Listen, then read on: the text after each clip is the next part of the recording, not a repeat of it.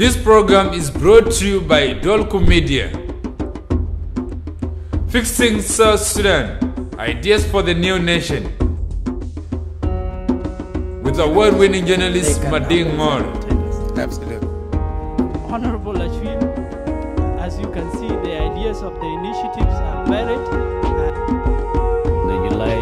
On July 8th, the clashes in J1 took place, which was very unfortunate.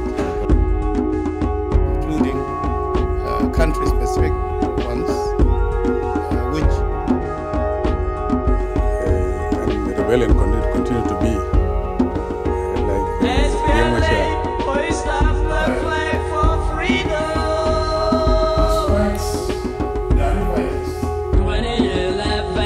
Fixing South Sudan, ideas for the new nation. Welcome to Fixing South Sudan, your ideas for building the new nation. I am Adingor. This week on Fixing South Sudan, a special focus on the activities of the South Sudan National Dialogue Steering Committee as South Sudan heads back to Ethiopia for the resumption of the high-level Revitalization Forum in an attempt to end the conflict in the nation. We turn to the homegrown peace initiative, codenamed as the National Dialogue Steering Committee. Can national dialogue fix South Sudan? Is there a synergy between the high-level Revitalization Forum and the national dialogue, or are the two processes mutually exclusive to one another? Joining us in the program is former governor of the defunct Equatorial region, former Speaker of the Southern People's Assembly, and former President of the Southern Sudan Coordination Council. Fixing South Sudan is proud to welcome Honorable Angelo Beda, the co-chairman of the South Sudan National Dialogue Steering Committee, known as the Bakumba the Elder in Azande. Welcome to the program. Welcome to Fixing South Sudan. Yeah, I'm honored by your statement. Welcome to the show, and the nation anxiously awaits the conclusion of the national dialogue process. How far have you gone with your initiative? Yes, national dialogue is not competing with the peace agreement. The peace agreement is what all of us were looking forward when the problem broke out in 2013. But to our surprise and disappointment, it broke down in July 2016. So at this time, we ended up with a political impasse, political deadlock. We don't know where to go ahead. That's why probably me, I'm not a politician. I retired from politics and withdrew to my village in Tombora. But I think His Excellency Salva Kiir and his colleagues found no way except to announce national dialogue as a way of pushing things beyond the peace agreement. So far, your question is, how far have we gone? Indeed, when we came, we found difficulties. We don't know what national dialogue was. And so we have to look around the continent and to the world, such as Liberia, such as South Africa, such as Yemen. These are people who face a similar situation, like even worse. For example, in Rwanda and Liberia. So these people have been able to solve their problem through national dialogue. So we brainstormed ourselves for 1 month, members of the steering committee. And by the way, members of the steering committee are not a dialogue people. It is a mechanism to push things around, to move the national dialogue to its natural conclusion. So we spent 1 month and we knew what it is, and we got people from these experts from Rwanda, experts from South Africa, experts from Yemen, and other places. And that is what made us now to form 15 committees. 12 will go 10 to the 10 states, which you defunct 10 states, and you add 2 to Abyei and the Boma, and another 3 for refugees and international outreach, and 1 for the headquarters here in Juba, and 1 for the army, SPLA themselves, to find how they see the problem. So you look for a modality and you found one, and it's been a year since you started your activities. Can you update us about your progress? Indeed, we have, these committees have gone out and consulted, have finished the consultation with thousands and thousands of stakeholders. The people, the voiceless, the people, how do they see the problem? And I tell you, we thought we were intellectuals who know the problem. If you see them talking and talk about how they were expecting the Southern Sudan, after they voted 99% for freedom, and then to be mixed by their own sons and daughters, it's very painful. They talk, and they are challenging us, shall we be able to take what they are saying ahead and get it implemented? You are hearing the real voices of the people. We are hearing the real voices of the people. And we thank SSTB because they are now to expose it and let everybody know what we have heard from this place. The process was marked by a lot of resistance, suspicion from the opposition, and general skepticism from the public. In fact, some people even said it's a waste of resources. Indeed, we faced a lot of skepticism from the beginning because national dialogue must be inclusive, it must be transparent, it must be open, and it must be credible. These criteria are vital for any national dialogue to succeed. But we attempted. I myself went to see Dr. Yakumacha, and up to now, I hope I will see him one day to tell him he missed an opportunity. If he was here to talk and we guaranteed the safety of his people at the national dialogue, they would have a different status here than they have in Addis. Because this is where people will be listening to them the way the local people are talking. So we met Lamakol, we went to the former detainees and met them in Nairobi, and we persuaded them to, if they don't come, send people. We shall protect them. Me and Abil Alier, we vow in our own name to see that nobody will be arrested. We even thank the President of the Republic for having listened to us and released all the political detainees, which people do not believe. This brought the level of skepticism down. But is the opposition as a bloc cooperating with the national dialogue? Are they warming the national dialogue? Or you are moving on anyway? We are moving on anyway. You know, the question of national dialogue, you must make it indispensable. It is a train that can be met. Anybody who didn't like it can come and join it at any time. Most of the vacant, the places who are nominated the steering committee, we left them vacant so that anybody can come back. Because the way we proceed, it can generate its own confidence in the mind of the people. So we have, as you asked, where have we reached? We are now rendering the report of the committees that went to make consultations. We have done 2 already. One from Northern Barghazal, the other one from refugees in Uganda and Kenya, and the rest will continue next week, after which we shall put things down and prepare for the regional and national conference. As the national dialogue lived up to the expectations or exceeded the expectation for which it was created? Indeed, it is going on the way. As I told you, our skepticism, those who are doubting us, some of us are phoning us, are encouraging us to go ahead. This is what I see. So many people are encouraging us to go ahead with what we are doing, although they are doubting whether the outcome.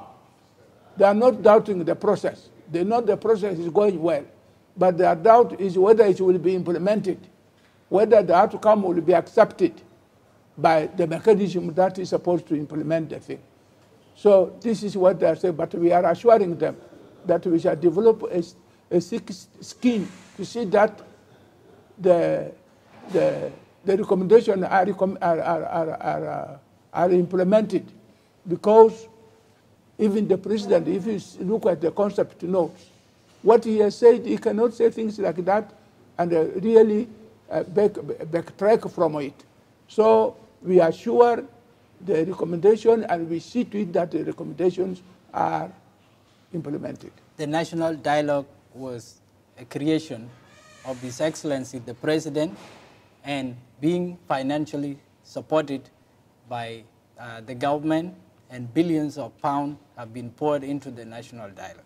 Some people think it's just a project for enriching certain few, certain elites, that this is elite-based process.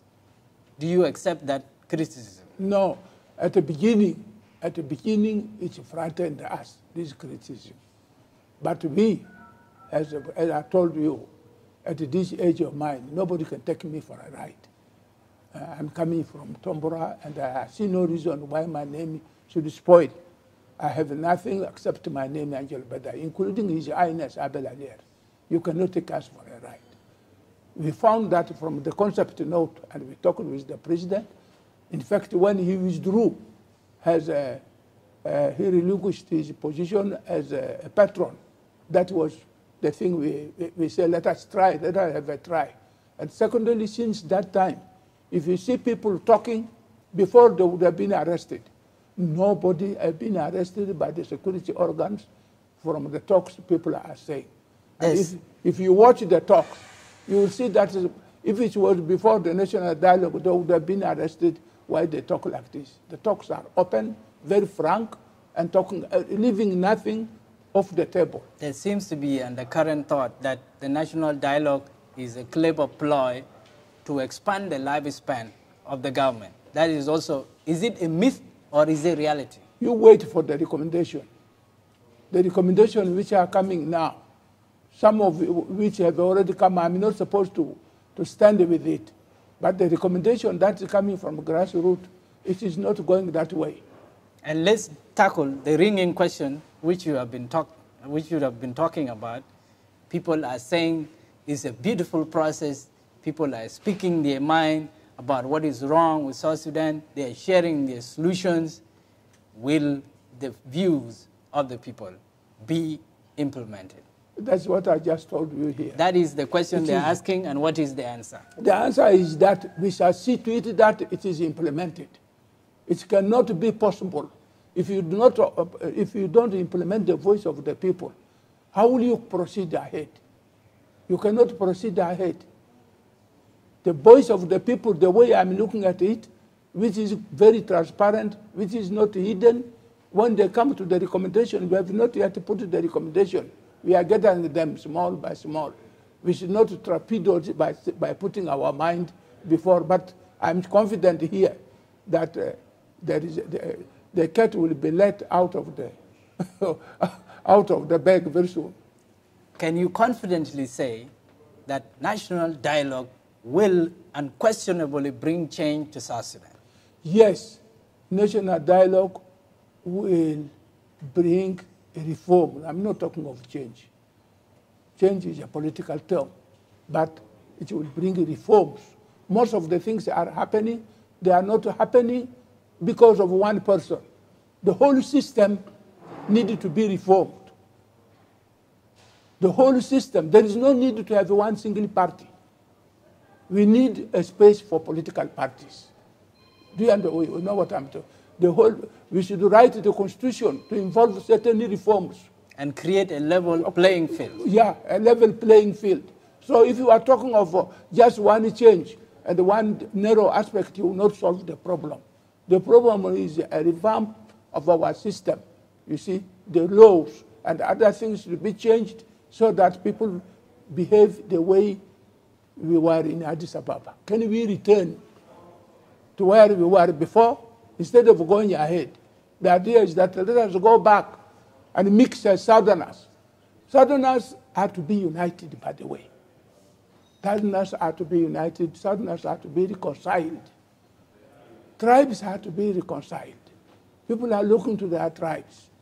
And so the time a big program must come up of reconciliation in which Southerners, including any other people, to reconcile themselves because they didn't know who they were before. The British kept us as tribes. The Arabs came and jumped into their own shoes and kept us as tribes. When they left, we didn't know each other. And that's why we are at the neck of each other. That is the problem. So can we go back? Can we go back to after Addis Ababa, post Addis Ababa? That's a good place to take a break.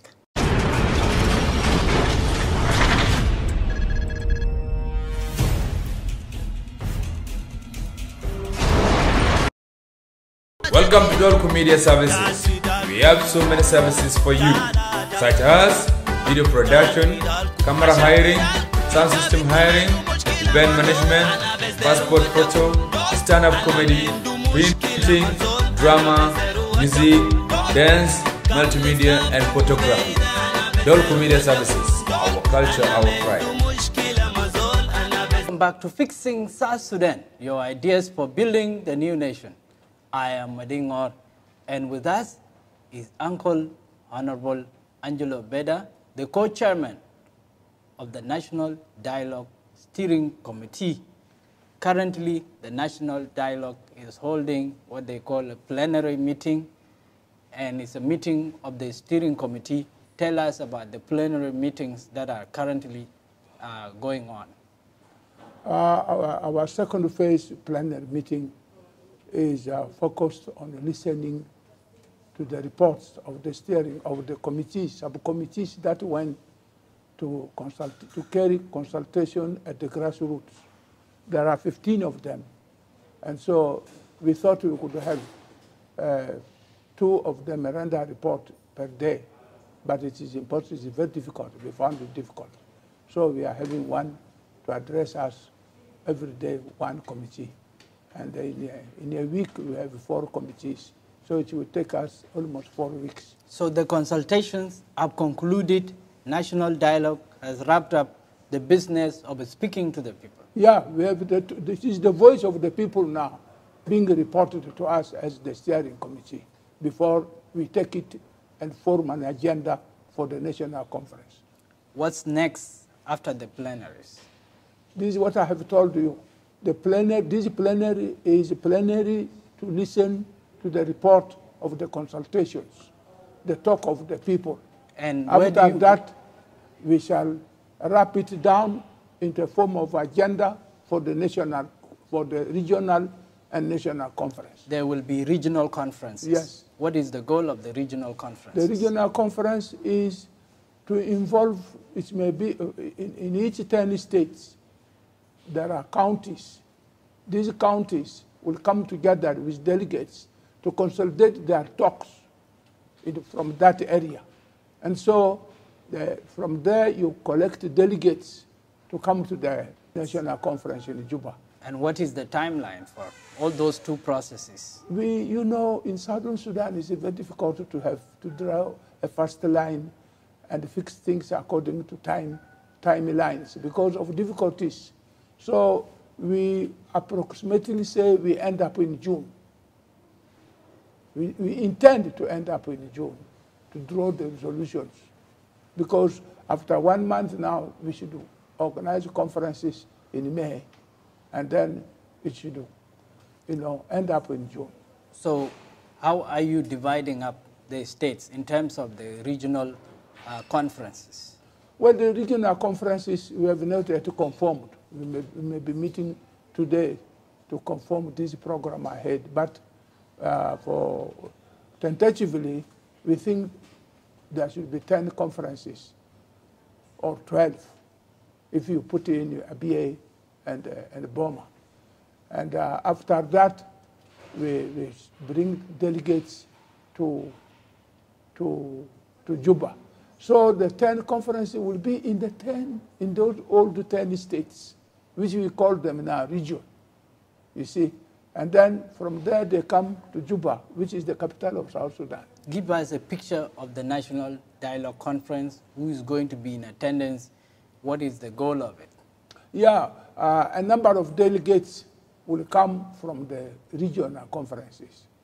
And we may have up to 1,200 people, delegates.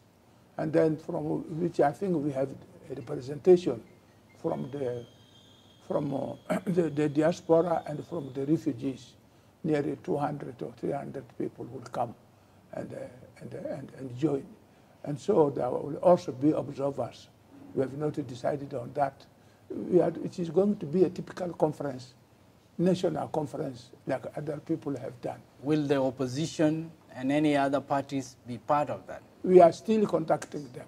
We think they should come. The door is open to them. You see, the door is open to everyone to come, and we have contacted them. Lamakola agreed that he will send delegates. The only person who refused entirely was Dr. Riek Machar as a person. And so we don't know whether he has changed his mind. He is one of us. We are not against him. We would like him to send delegates to this conference. Let's get your view of the high-level revitalization forum, which has been going on. It has not yet concluded. It's restarting again. Is there a connection between the national dialogue and the high-level revitalization forum? Yes. First of all, we can benefit, the national dialogue benefits from the revitalization because they refuse to cooperate. The opposition, which we went to them like Angelo, refused to cooperate with us. And so we could not get our immediate objectives of silencing the guns. We wanted the guns to be silenced so that we can meet everybody.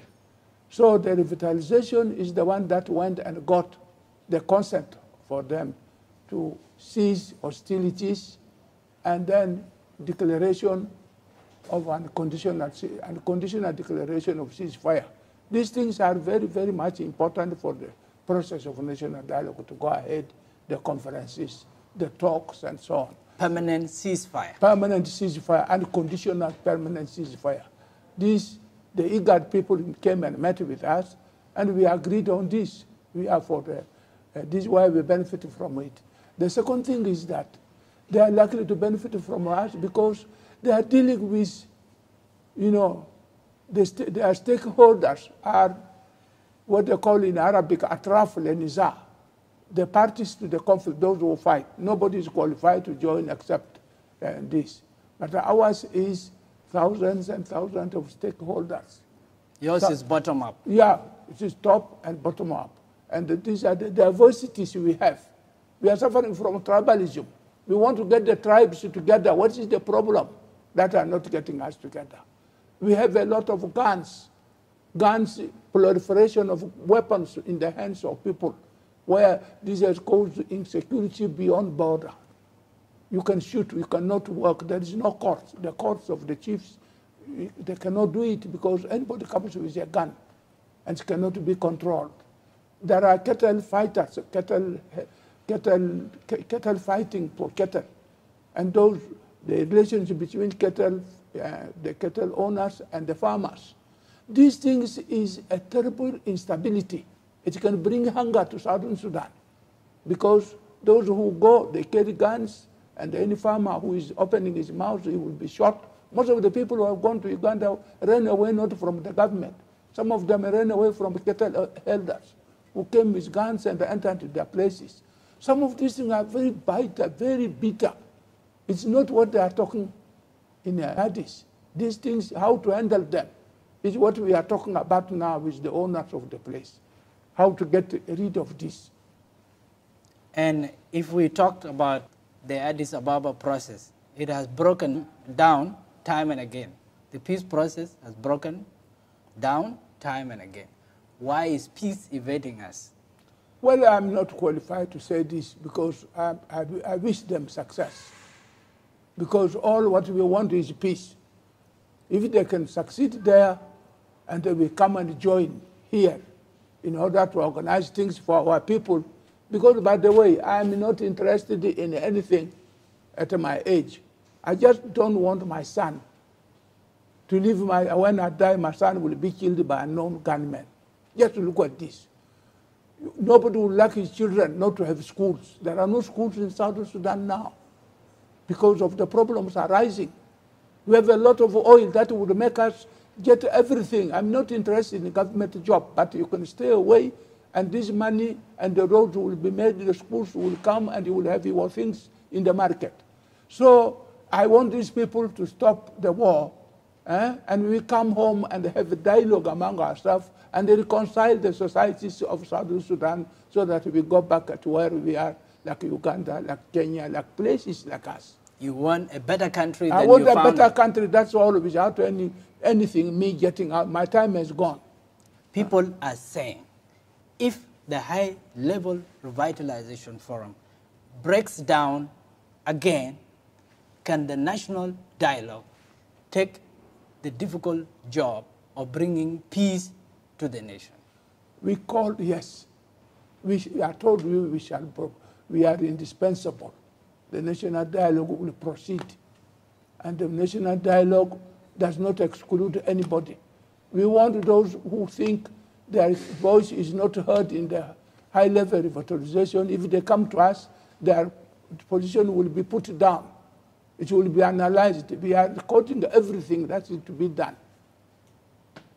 So we hope it doesn't break down. But if it does, let them come to our forum. You can feel the vacuum. Yeah, we can feel the vacuum. With or without them? Well, we need them really. We need them at the end. We need anybody we don't want anybody outside. We want the guns down. We want to settle Southern Sudan, fix Southern Sudan. We want the people who want power to go through the ballot, hold a peaceful and credible, fair election in Southern Sudan, where our leaders, we elect leaders who will look to us, not to look to their tribes, who will look for the whole Southern Sudan, the question of schools, the question of hospitals, the question of roads, the question of what have you, the question of farming, so that we feed ourselves instead of waiting for Uganda to bring us things here. Some of these things are so lofty. There was no time did we quarrel with those friends who have cattle. They brought cattle and we eat meat, and we found, we don't know what has happened. A devil has come into the country. Let us join ourselves to drive the devil out. We talk of fixing South Sudan agenda. Can South Sudan be fixed? Yes, of course. It can. It can easily be fixed. And will it take the national dialogue to fix South Sudan? What am I telling you? I tell you that we are more confident among ourselves, and we think the more the people join us, we want those who are keeping away to join us. We shall have more strength to fix Southern Sudan. Is South Sudan not going to fix the national dialogue? No, it will not. On the contrary, Southern Sudan needs us. Southern Sudan as a people, they need us. We are not a people alone. We are just instrument. You know, national dialogue is Southern Sudan. It is not we. You are the people. No, You are with the people. We are an instrument to reorganize the people, to talk among themselves, and propose ways of getting the problem to be fixed. Honorable Angelo Beda, thanks for being on Fixing South Sudan. Thank you very much. Thank you very much.